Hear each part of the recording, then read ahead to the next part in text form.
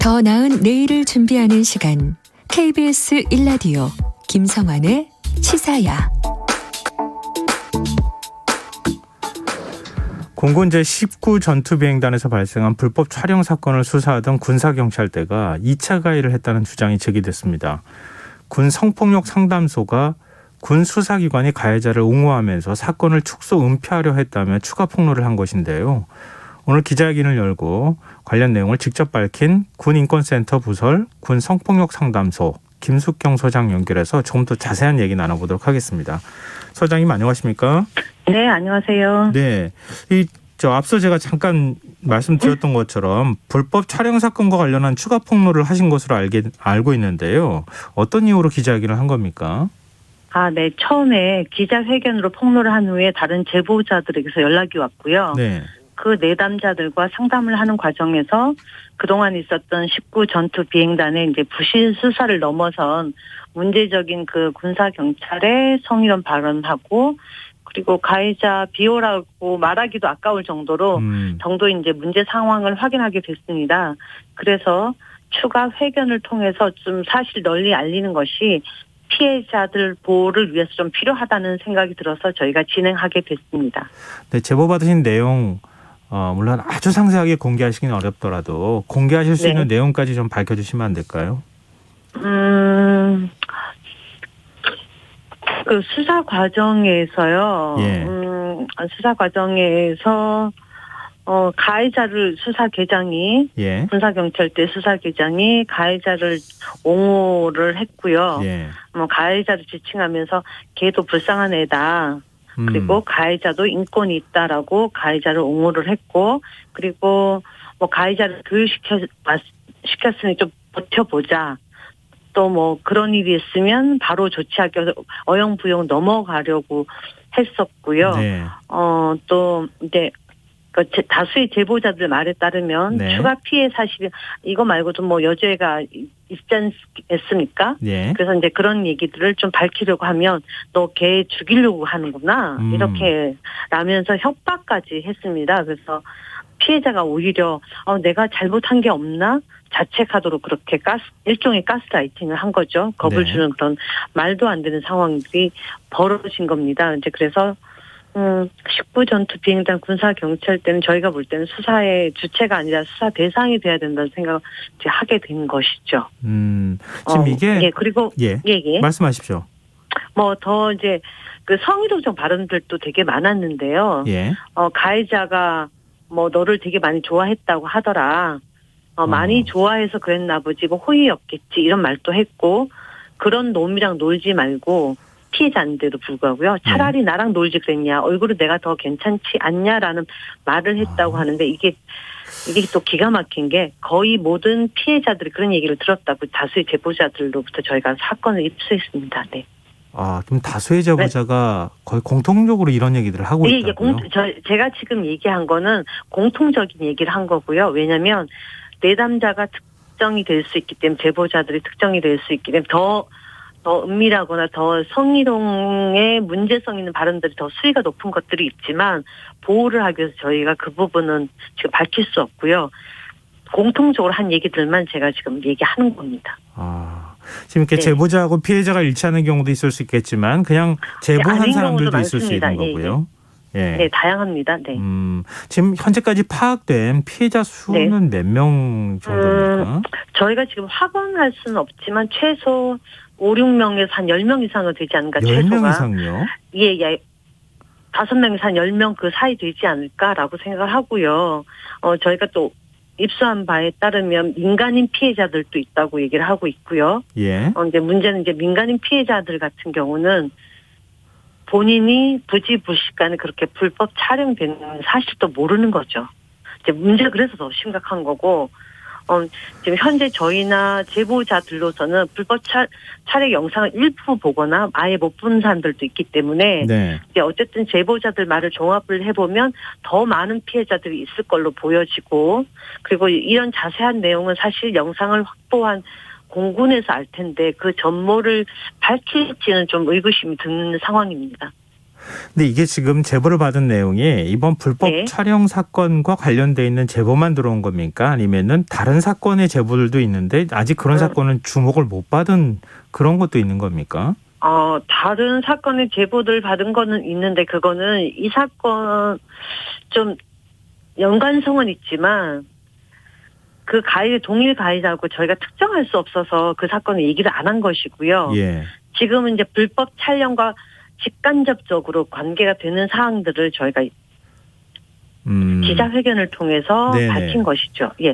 그 외에도 다른 사항들까지 하면 훨씬 많고요. 뭐 성범죄 아닌 부분들, 그런데 그런 부분들은 저희도 사실관계를 확인할 수 없는 부분들이 있어서, 왜냐하면 저희가 불법 촬영의 경우에는 다양한 제보자들이 있기 때문에 크로스 체크가 되는 거지만 사실관계를. 네. 그런데 다른 여죄 같은 경우는 크로스 체크를 한다든지 해서 사실관계를 확인할 수 없기 때문에 저희가 얘기를 안 하는 것이지, 성범죄 말고 다른 부분들도 많다라는 얘기를 저희가 제보는 입수했습니다. 네.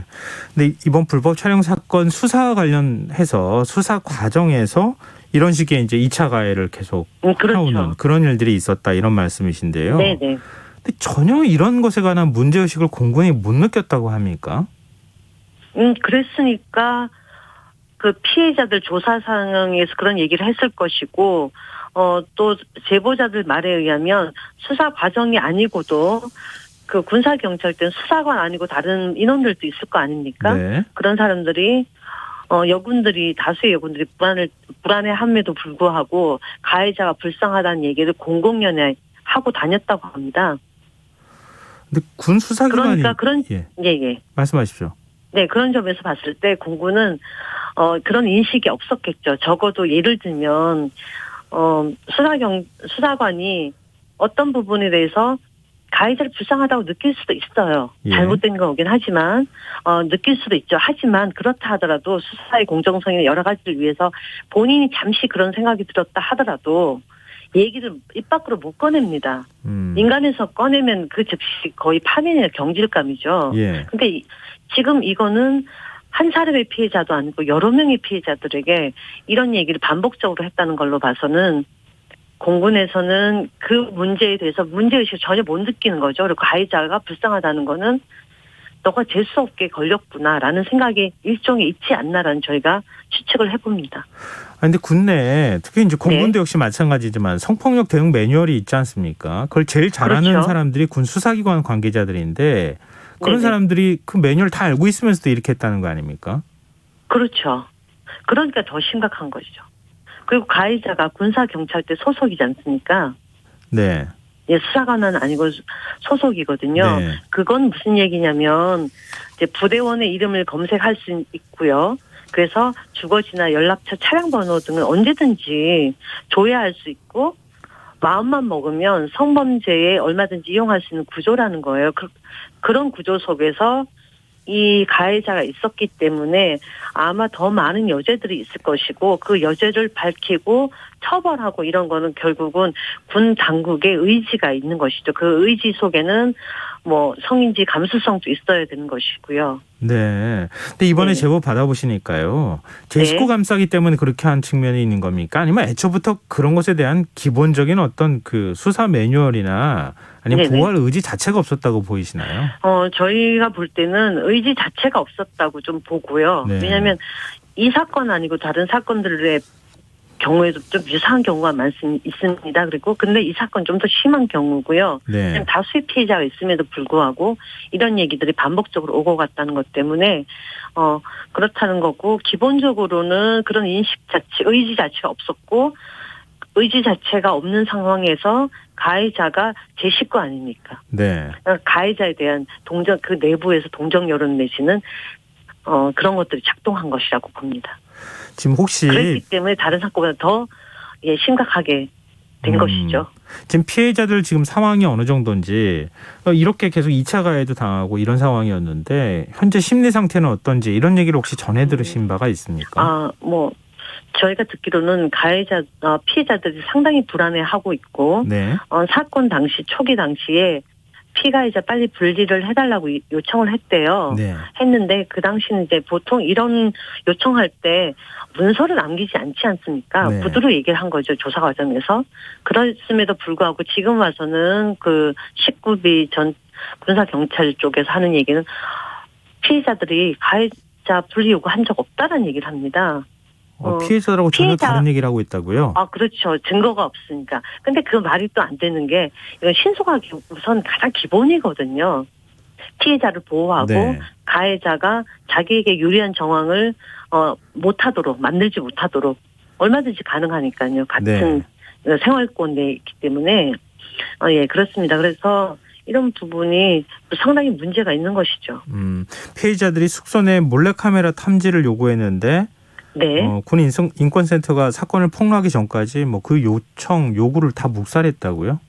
네네. 저희가 입수한 바에 따르면 피해자들이 불법 촬영권을 알게 되고 피해권을 알게 되고 지금 여군 숙소에 몰래카메라가 있을지 모르니 좀 탐지를 해달라라고 요청을 했는데 계속 듣지 않다가 저희가 6월 2일 날 첫 번째 기자회견을 했지 않습니까? 네. 그 이후로 그제서야 마지못해서 수용을 했다고 합니다.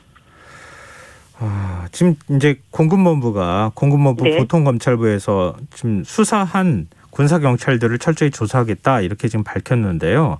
네네. 지금 수사 주체는 어디가 되어야 하고 어떤 식으로 수사가 되어야 한다고 보십니까? 잠시 죄송합니다.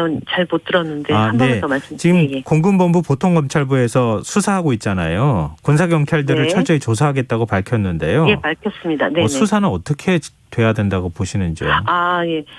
저희는 그 피해자 지원 기관으로서 피해자의 요구에 가장 저희는 보고 있는데요. 피해자들은 공군 19전비나 공군 본부나 믿을 수 없다. 적어도 국방부 정도는 네. 조사본부 정도에서는 해야 되는 거 아니냐. 지금까지 양태를 봤을 때는 공군 본부로 올라간다고 해서 뭐가 달라지겠느냐라는 생각을 한 목소리 하고 있는 것으로 알고 있습니다. 지금 공군 부사관 사망 사건 있잖아요. 네네. 그 부분에 대해서도 좀 여쭤보고 싶은데 이 사건 같은 경우는 국방부가 지금 직접 네, 맞습니다. 압수수색을 진행하고 이렇게 수사를 진행하고 있는 상황 아닙니까? 네, 그렇죠. 이 사건에서는 어떤 부분들을 좀 주목해야 된다고 보십니까?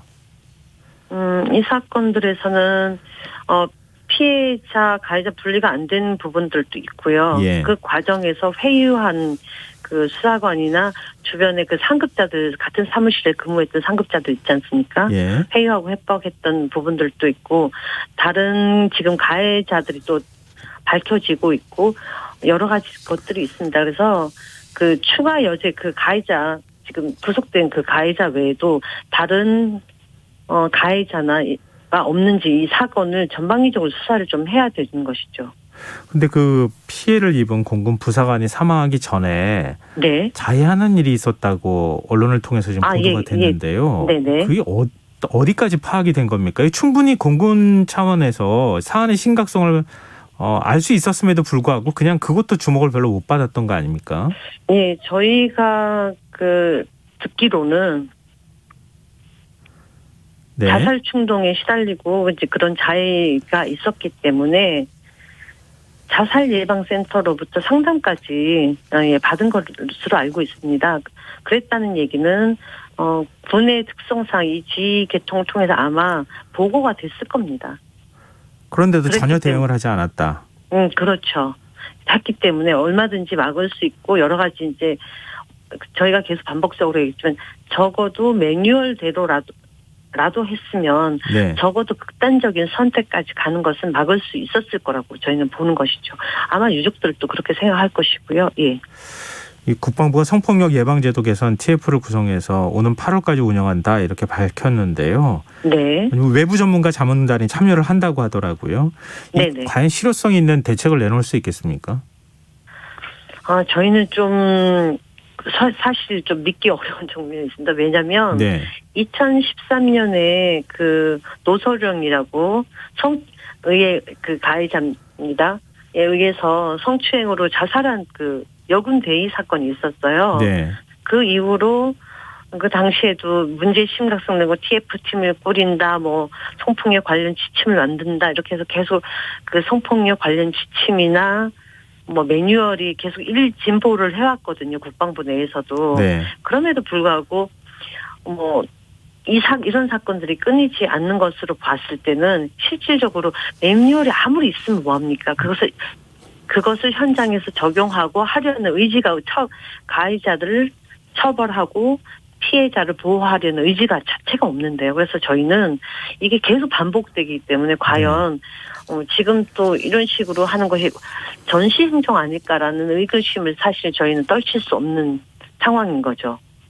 군 문화 자체를 아예 바꾸지 않으면 안 된다. 대안만 만든다고. 군 문화를 또 바꿔야 되고 바꾸는 것이 또 내부 자정도 필요하지만 시스템으로 또 보완하는 것도 필요하지 않습니까? 네네. 예, 저희가 볼 때는 군은 이제 폐쇄적인 계급 사회인 것이고 군이라는 거는 어쨌든 대한민국 내에서 입법, 사법, 행정권을 가진 유일한 기관이에요. 예. 그러다 보니 그 자체 내에서 모든 것들이 이루어지고 하기 때문에 군 자체에서 자정 능력도 이미 상실을 했고 문제 해결 능력도 없기 때문에 더구나 성인지 감수성이나 이런 의지 자체도 없어요. 그렇기 네네. 때문에 군인권 보호관이라든지 예. 민에 의한 그 민주적 통제가 이루어지지 않으면 이 문제는 결코 해결될 수 없고 사후 약방문도 안 된다고 봅니다. 네. 잠시 반짝했다? 또다시 조금 하면 또 하겠죠. 그런 상황에서 피해자들이 과연 뭐 8월까지 언제 뭐 한다, 추가 접수 신고 청구를 열었다고 하지만 피해자들이 마음 놓고 그 상담을 못 하거든요. 네, 알겠습니다. 우선 믿어야지. 나를 보호해 주는구나. 그리고 신고를 했더니 가해자가 처벌을 받는구나. 이런 것들이 국내에서도 학습이 돼야지. 네. 피해자들도 안심하고 신고를 할 수 있고 네. 가해자들도 이거는 하면 안 되구나. 내가 처벌받는구나 해서 본인 스스로 자기 검열을 할 수 있는 거죠. 네, 알겠습니다. 그런데 이게 시스템이 안 돼 있기 때문에 네. 어렵다고 봅니다. 네. 네, 알겠습니다. 오늘 말씀 고맙습니다. 네, 감사합니다. 예, 지금까지 군인권센터 부설 군성폭력 상담소 김숙경 소장이었습니다. KBS 라디오 김성환의 시사 1부 순서는 여기서 마무리하고요. 1부 끝곡으로 더 위켄드의 Save Your Tears 들으시고요. 전 11시 정각 2부에 다시 찾아오겠습니다.